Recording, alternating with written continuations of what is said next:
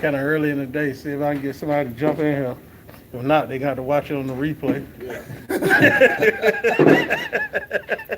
Hey, I ain't like Justin. I don't know if you watch Justin channel. Man, Justin go live. He mess around, got 100-something viewers every night. Matter of fact, you need to check them out. They be exposing just secrets to the game, man. Like last night, they was talking about business credit and different entities you can go to buy credit, trade line. Yeah, sometimes they be on there just bull crapping, but sometimes they really have some stuff.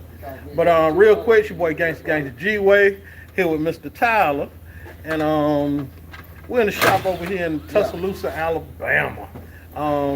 Networking is great. Let me delete this guy.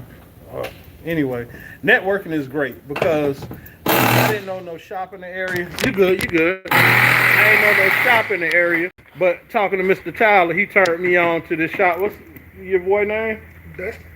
Dustin. You see Dustin back there? He back there working on some stuff. He probably saved me a couple of grand, on my warrant. Well, he saved the warranty company a couple of grand. Let's say that.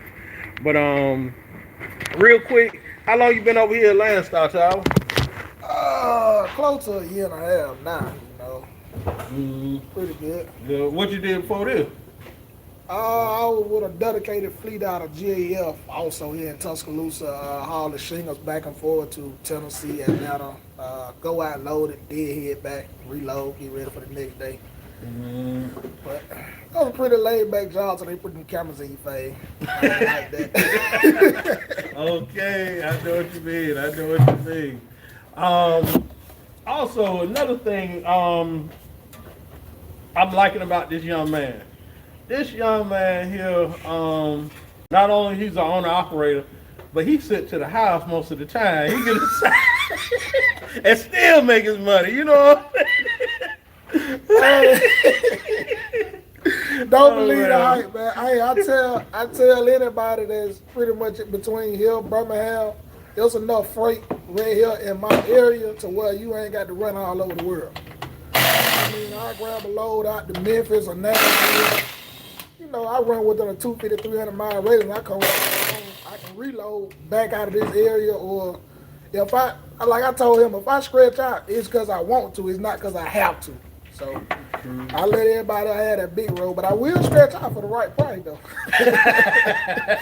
But I catch licks around here for what people stretching out for. So then I got a couple dedicated agents that I deal with, and they gonna call me when the loads is there anyway. So that's pretty much what I do. Like you said, networking. You see a good load up there. When you call and inquire about it, you ask them about, how often do they have them? I'm right here in the area, they need to move again. Let me a call first. And, let me see if I can get it. Don't make me ruin your life, because knowing your ass can't stretch out. Hey, y'all heard the mechanic in the background, right? But anybody that know, but they know how I ride, though. It ain't, Just tell them scared money don't make money. Yeah, that's true. Scared money don't make money.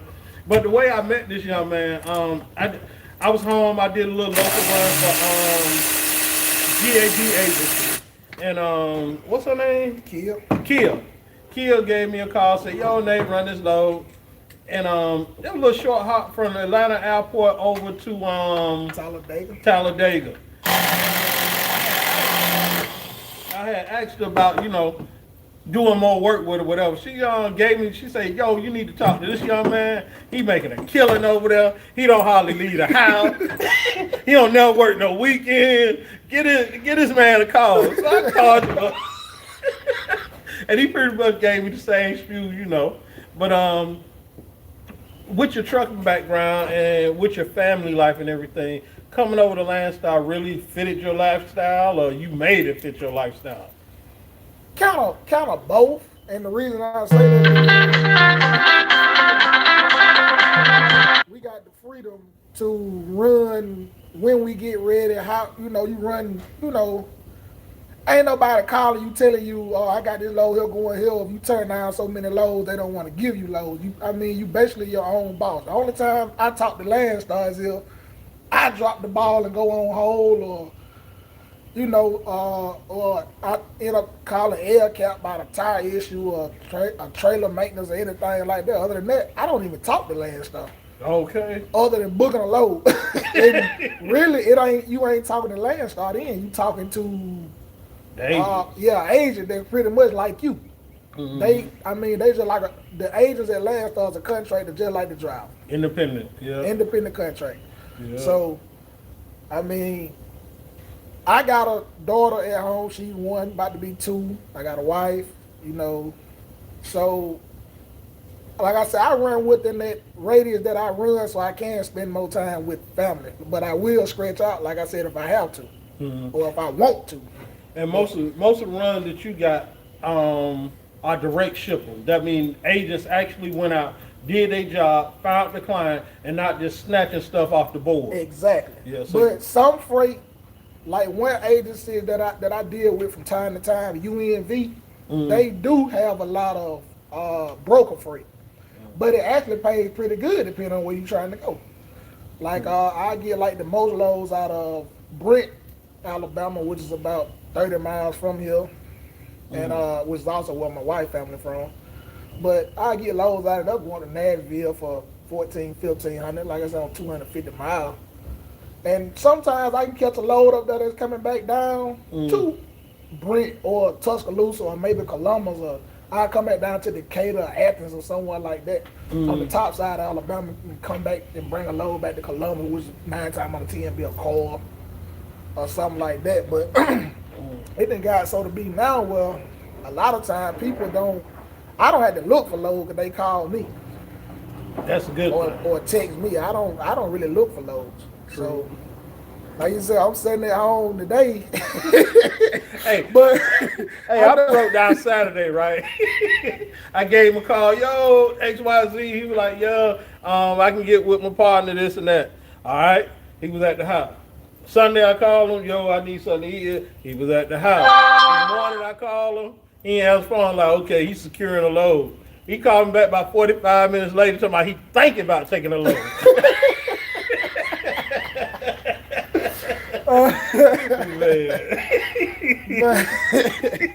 But like people think about becoming an owner operator. Let's talk not just coming with Landstar.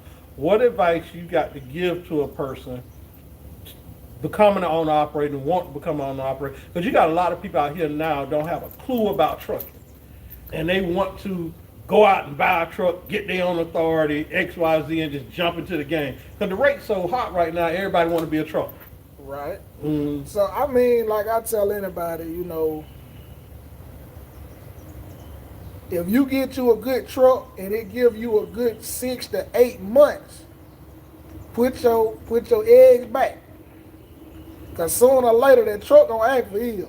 Okay.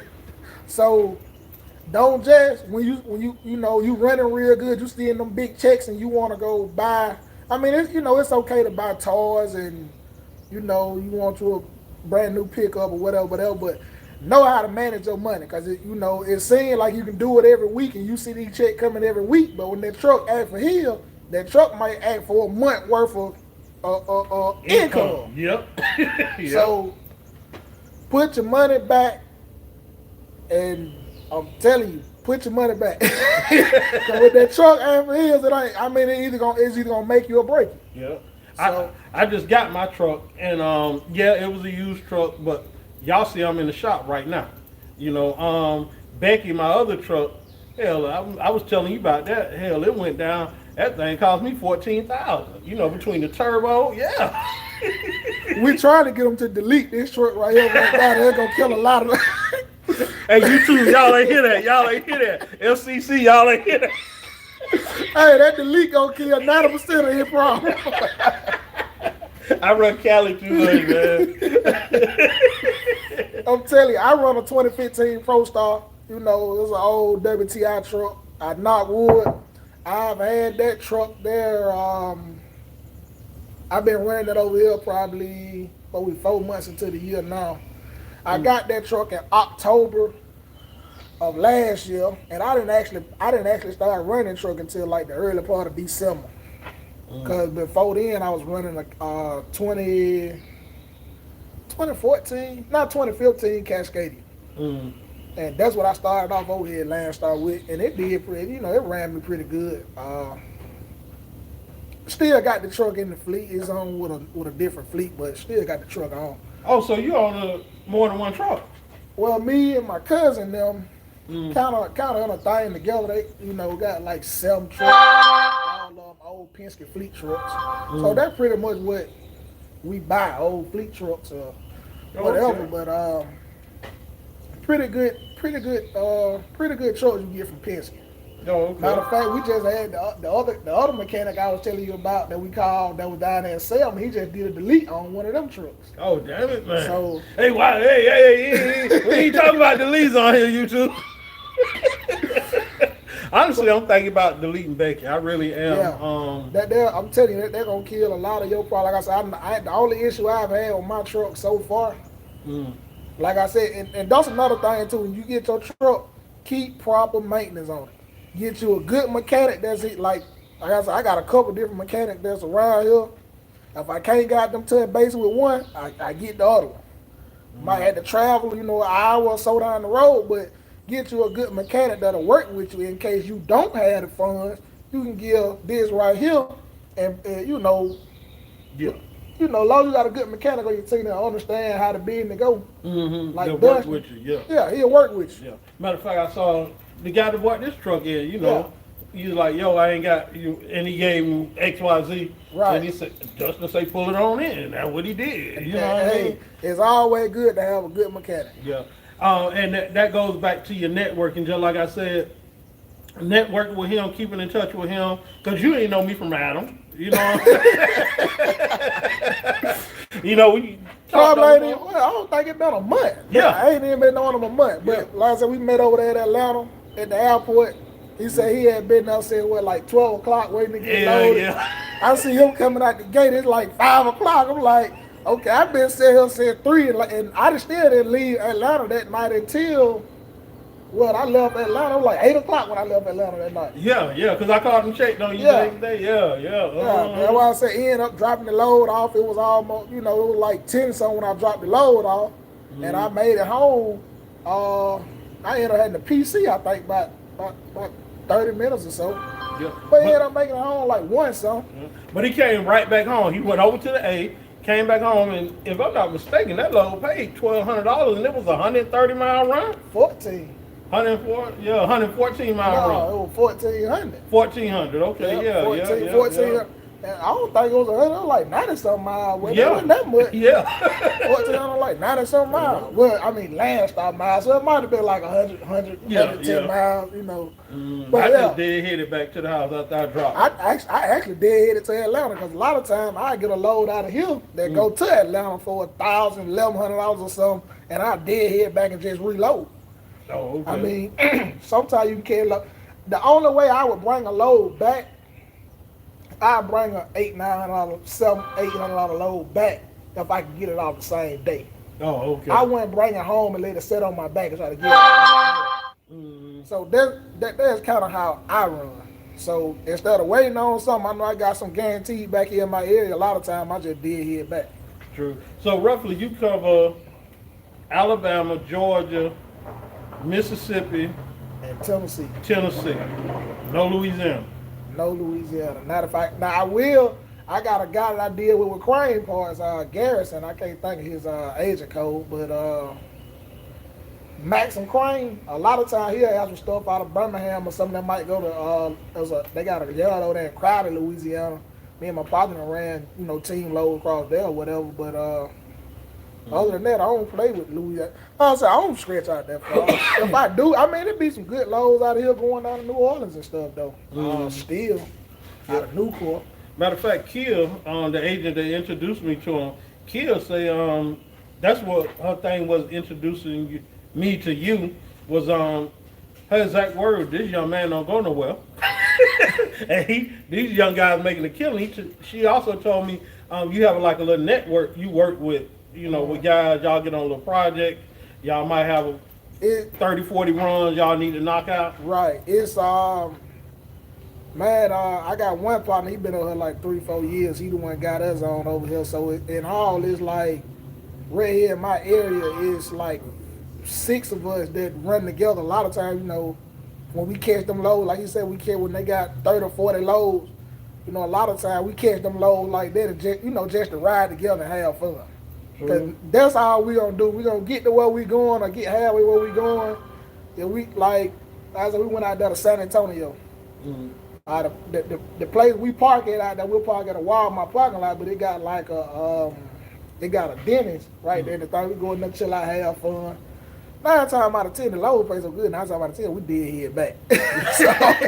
That was stretch out too. You heard him say that. San Antonio. But like I said, the load place so good. 9 times out of 10, then they be light load going out there.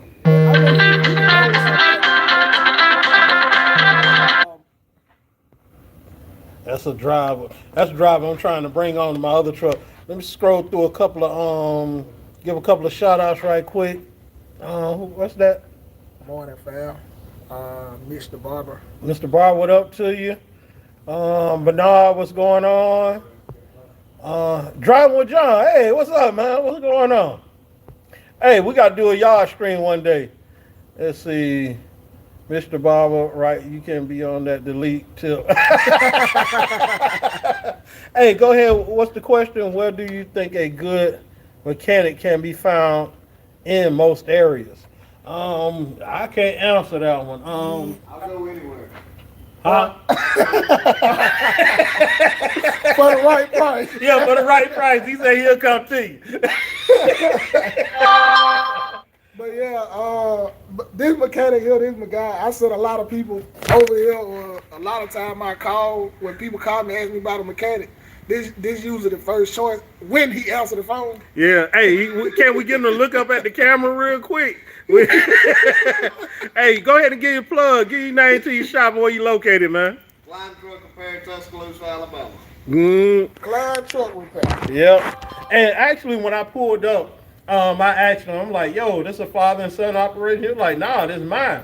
And my first shout out to him was, I like to see young people doing their thing. And he has a, 4 bay, 5 bay on the other side. He got like a 5 bay shop here. Hey, he got the clientele. He got much knowledge. So if y'all live in the Tuscaloosa, Alabama area, y'all please stop by, check him out. Yeah. Hey, well, I just came on here to go live real quick. Let y'all meet Mr. Tyler.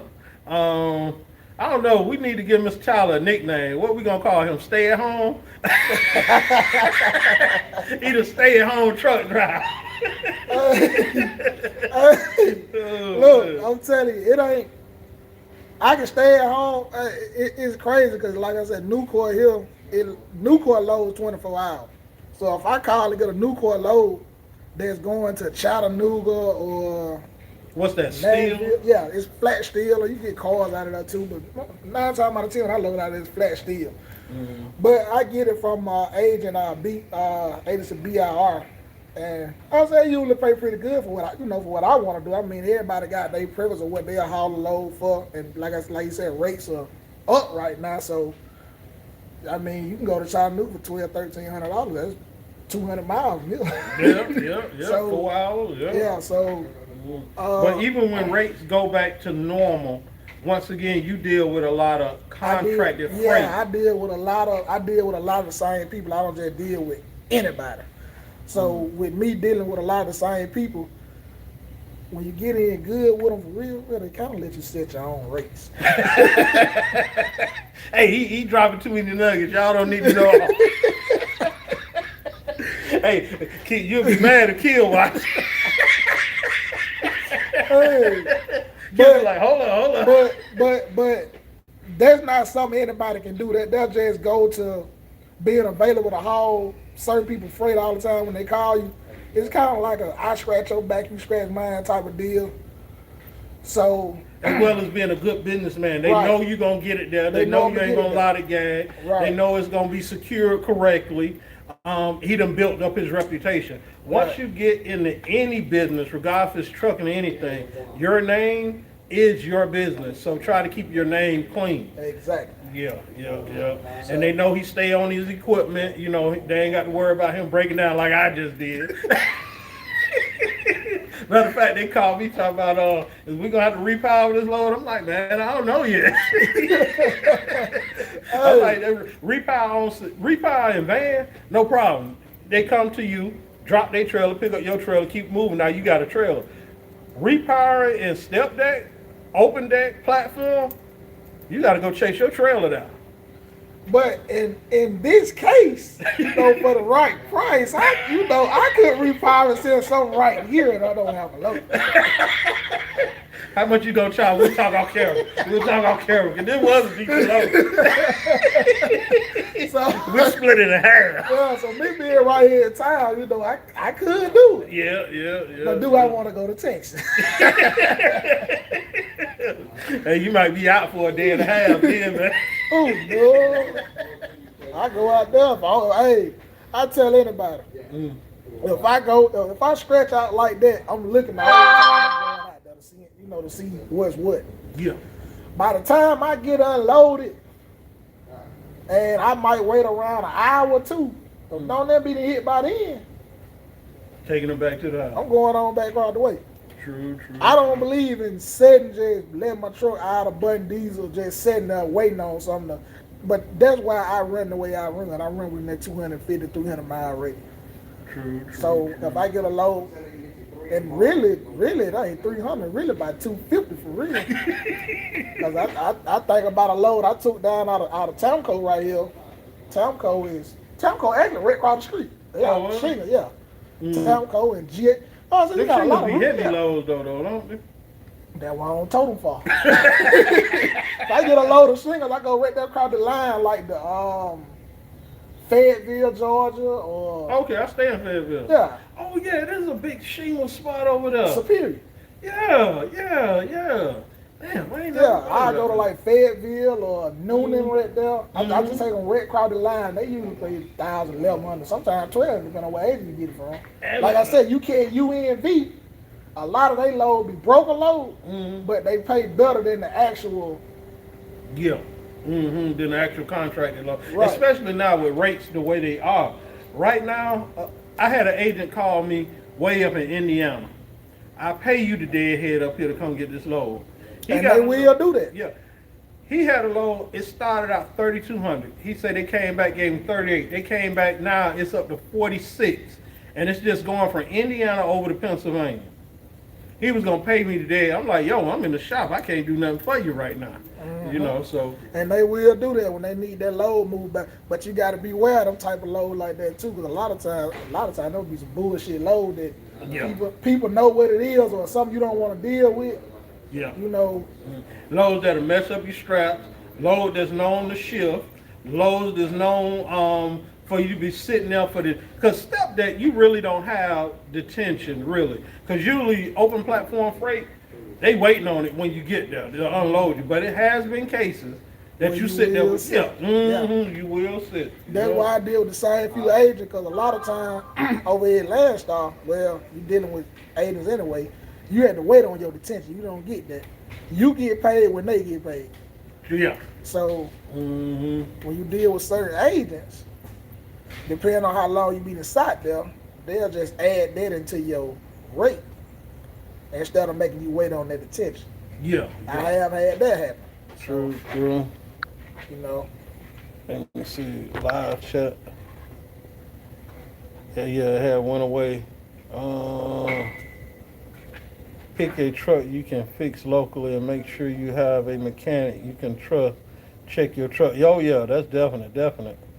I want to start my own truck and come, but I don't want to drive the truck. Can you give me some advice on a truck? 10,000. I would love to buy. Hey, who that? Christopher. I hope you're still on. I don't know if y'all are not Christopher, but if you don't know nothing about trucking, It's easy to get screwed. yeah, drivers will steal fuel from you. Drivers will give you all kind of lame excuses why they're late on that load. And as far as a $10,000 truck, I'm not a paid for truck specialist. I'm not a finance truck specialist. But what I will say, a truck that you finance don't have a warranty on it. Or you have to go put a premium 2000, aftermarket warranty. And make sure you have a great warranty that covers a lot. Because you'll have a warranty that say they cover after treatment, but they only cover one part on the after treatment. Read your fine print warranty. Like I said, when I first bought that ProStar I got, before it got deleted or whatever, I was looking into aftermarket warranties. And talking with an older guy into the game, he helped me the game about a lot of aftermarket warranties for reading the fine print and this and the third. And no one, like say for instance, like he had a problem with his belt. Okay, they fix it the first time and go out again. They fix it again. He can only use that warranty so many times. So when the warranty it ain't that they ain't gonna want to fix it no more, even though it's a 3-year warranty, but you can use it up in a year and a half. Yeah. And another thing I'll tell you about the warranties too, they have caps. It might say, okay, after treatment, we'll only pay up to $9,000. They might say, whatever parts. Oh, okay. Yeah. So make sure you read that warranty you're signing up for very thoroughly, because they get over on you. They'll just be collecting money for no reason. Read, comprehend what you read. Yeah. Yeah. Let's see if there's a setup right here. I think we got one more question and get one more. What I found just damaged my top hinge on my door 3 months in. All right. I saw another one out of Tampa. I saw one that said, what's the best truck to start with? I can't give you advice on that one either, but we can go back to that $10,000 truck then. You can find a good truck for $10,000. Don't let society fool. Matter of fact, let the mechanic tell you. yeah, let the mechanic tell you. Best thing to start with is money. If you don't have money, don't get into trucking. If you ain't got $50,000 sitting in the bank, you might as well stay out of trucking. Yeah. Hey, that's good advice right there. That's good advice. The only way to make $1 million in trucking is borrow $2 million. When you get down to $1 million, sell everything you got. That's a good one. Well, I ain't gonna say you gotta have 50,000 because I got my truck and I think I had I stepped out on faith.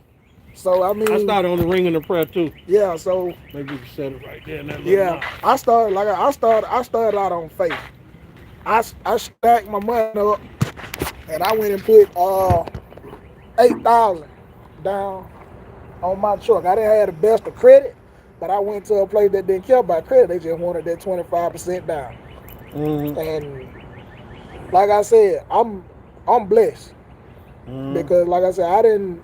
I stepped out on a limb, which I've been wanting to do for the longest. And like I said, the guys that I run with, all of them already had their own truck. Okay. So, how long you was in the truck before you came on operator? I've been in trucking probably about 6 years now, 6, 7. I ain't been too long. I mean, you got some people been out here 30, 40 years. I ain't been out here but 6, 7 years. So. Yeah, this will be year 5 for me. So, year 5. In my 6, 7 years, I done seen a lot. And most of my years out here is flatbed. So I did van thing like my first year. I only think it was a full year. Matter of fact, I started off in a box truck. Oh yeah? Yeah, I started off in a box truck. My wife want me to buy a box truck so she can run Amazon or something because she got Class B's. Yeah, I mean the box truck I started off in, they had a sleep and everything. Oh damn. Yeah, my same cousin, he got his own authority and stuff. But he was running, we were running loads for Panther, a lot of Nissan parts. And those expedite loads, they pay. Hey, they do. They pay. And it's the same thing with flatbed. I mean, a couple of agents that, like I've been telling him, a couple of agencies, that what they specialize in pretty much expedited flatbed parts. So when you see them load paying, like the load I took out of Tuscaloosa from Southern Heat up to Decatur. That wasn't even 200 miles. What? They're probably like 100. I think Decatur from here probably like 150 miles, if that. Up by Huntsville. Up by Huntsville. Yeah. went right to Decatur, paid me a little over $2,000 Yeah. because they wanted it picked up and delivered the same day. Picked up 11 o'clock. Shit, 3 o'clock I had it up there, unloaded. I'm pointing on back to the house. Now I could have actually Hey, throwing reloaded. some meat on the grill and shit.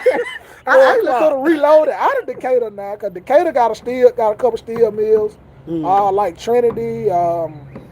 That's a tube and stuff though. But you got a Nucor. You got what the other places I drop off and pick up over there. It's on the other side of Nucor, but they got a couple different steel mills. You got the cold mill, the cold steel mill. Anyway, but yeah, you can get load back right back out of the area. But that late in the evening, I wasn't even gonna worry about it. Yeah, going back to the house, throw something on the grill. But you know, like I said, I ain't nothing, and like I tell him, it ain't nothing for me to make. I mean, the average person, you at what WTI or Blair or whoever, you know, you grow $5,000-$6,000 a week and be at home on the weekend. Yeah. Hell, I can grow shit 6,000, 7,000, 8,000 and be at home every night. Man. see that? The laid up trucker. That's his name, the laid up trucker. And this ain't no bullshit. For real. I mean, a lot of people, man, you talk to people, like, a lot of people tell me a lot till I pull out a check stub. I pull out a check stub, I can show you where I was at home every night. Be careful showing your info though. Oh, no, I ain't. Okay, all right. I'm finna pull up one just to document. Hey, every time I call him, he's either on his way to the house or at the house. Oh yeah, headed back in. Let's see if we got some more up here. Jay Hamilton, what's up with you, man? I ain't seen that name in a minute. How you doing, fam? There you go, you see it. Atlanta, Talladega, you know, that'll be that 65% that they get at the top. But you got that, you got Vance to Somerville, Calvert to Laverne, Tuscaloosa to Decatur, Memphis to Montgomery. You see what my take on was after that. God damn. Woo! That's just a breakdown. Atlanta to Talladega, Alabama, Vance, Alabama to Somerville, Tennessee, Calvert, Alabama to Laverne, Tennessee, Tuscaloosa, Alabama to Decatur, Alabama, Memphis, Alabama to Montgomery. Those loads are not in order, but those were the loads I had for that week. And after everything, fuel, escrow, matter of fact, I was paying for some tires out of that too. Get some steers on that thing, huh? And I don't even want to talk about that because I'm still paying for steers. I had a blowout on one. What was it? Wednesday. Damn. I had a blowout on a brand new steer. I ain't even been on my truck a month. What? See, that's the only fool with Michelin, though. Yeah, well, they were Bridgestone, but I took it back to the TA the next day after I dropped my load. I took it to the TA, and I'm going to do a warranty thing on it, do a claim on it, but yeah. True. But anyway, them loads, I was at home every night. I brought home 45, 76, 42. Oh, man. So, I tell anybody, you in a prime, especially anybody living in Tuscaloosa, Birmingham, Coloma, Mississippi, when no company want to run you out to Texas and this and the third, it's enough freight right here to where you can come home every night too. Man, and you got guys doing it. Huh? Yeah, you gonna tell me start deadheading over here. You got some people that come from, actually, like you said, up north, that'll come down here and run all week and then catch a load going back up. You got people that do that. True. Because it's a prime freight zone. And I never knew that, honestly. And I've been over here 3 years now. And when I first came, the first couple of loads I got out of here was wood. Now I'm like, man, I don't feel like topping it. It was heavy, and I was like, man. I just hauled my first lumber load.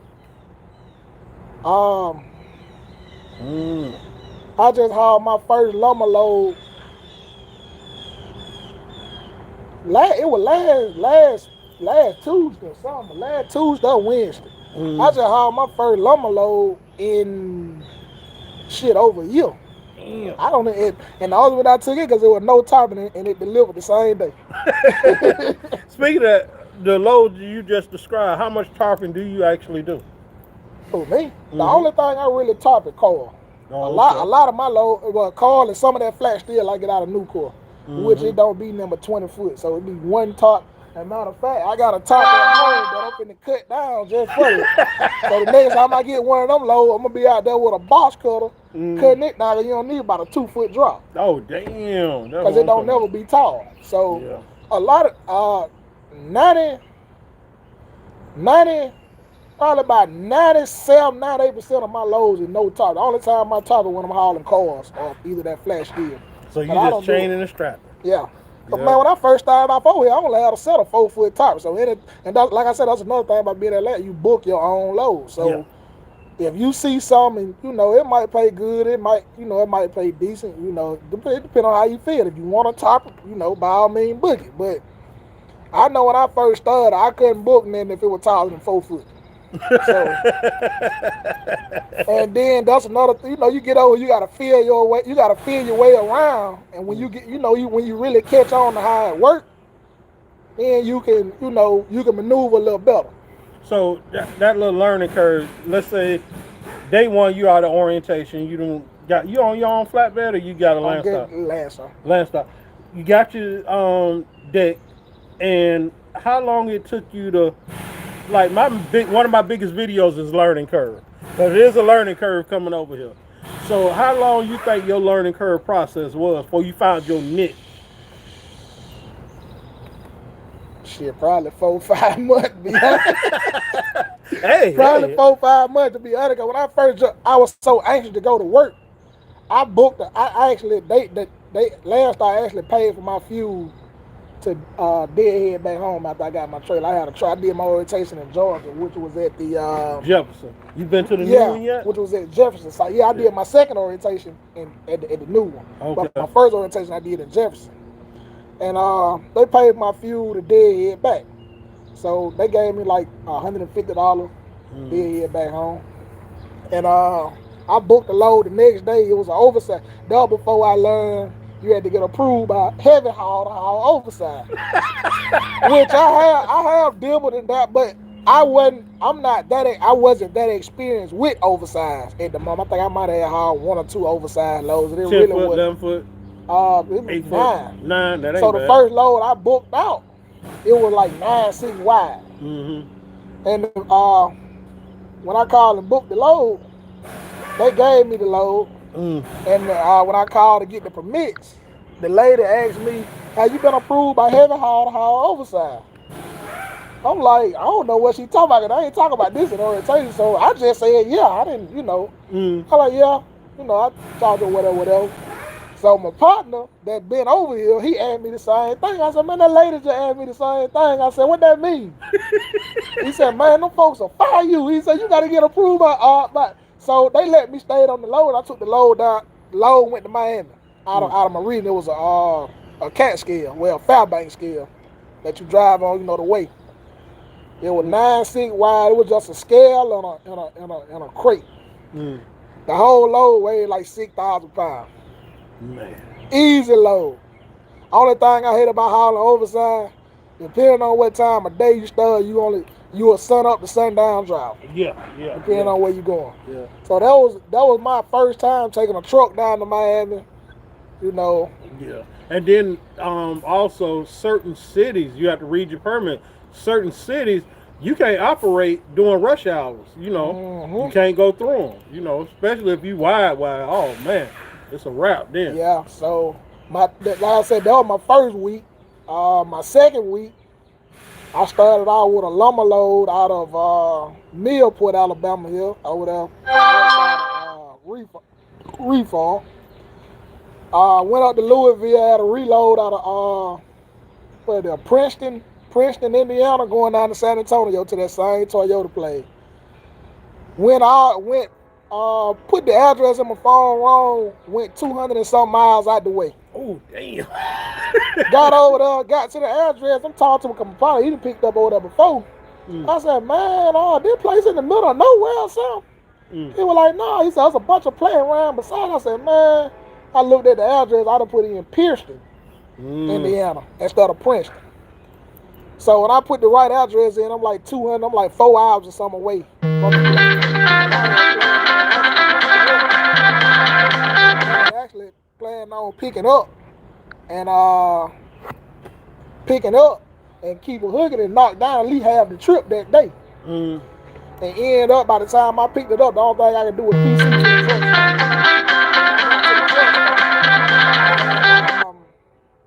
When I put it in my GPS the next morning, I was 1,011 miles. Load paid pretty good though, and I ended up getting the load off one afternoon, and that killed my week. I ended up dead back from San Antonio then. True. So them first 2 weeks really hurt me. Them first 2 weeks being at Landstar about not knowing how to really maneuver around. Yeah. So once you figure out and which they tell you in orientation, find that triangle you want to run in. I ain't never been able to really find my triangle. I kind of like what I consider myself a floater. Yes, I have agents I do call because I know what's gonna come. Like if I'm in Cali, I know to call OIJ or OJI. Kid them have a lot of load coming out of Cali too. Okay, I know different people to call. But in general, I get a lot of my freight off the load board after I done dealt with my agent to take me out. I get a lot of freight off my load board and float my way back. That's the way I do it. That's the way I do it. See, he like to run Cali. I ain't lost nothing out there. Hey, but since rates been this high, I haven't been past Texas, man. Fuck that shit. I ain't got to run out there now. That's what I'm trying to tell you. Shit, I ain't lost nothing in Texas. Like I said, if I go out there, it's because we done booked 5 or 6 loads going the other way, and we finna have fun. Because a lot of times we'll come back out of San Antonio, come back to Baytown right there, and shut down at that TA and walk over to that Twin Peak. Man, we'll go there and get drunk, eat good, bullshit. It's kind of like guy time. Yeah. We gonna eat good, get drunk, come back to the truck. Hell, I turn my TV on. And a lot of times, the damn TV be watching me before I got down. Yeah. Hey, but he took his 10-hour break before he got back behind that wheel. Oh, right? Yeah. Hey, but real quick, I'm gonna have to end this live feed. I had to turn down a few phone calls. Hey, we might jump back on. Let y'all know. Trying to see where this Pack Car Park come in real quick. But other than that, it's your boy Gangsta G-Way. Bam. And Mr. Tyler, holla at y'all. Yo. Man, everybody want to call at one time.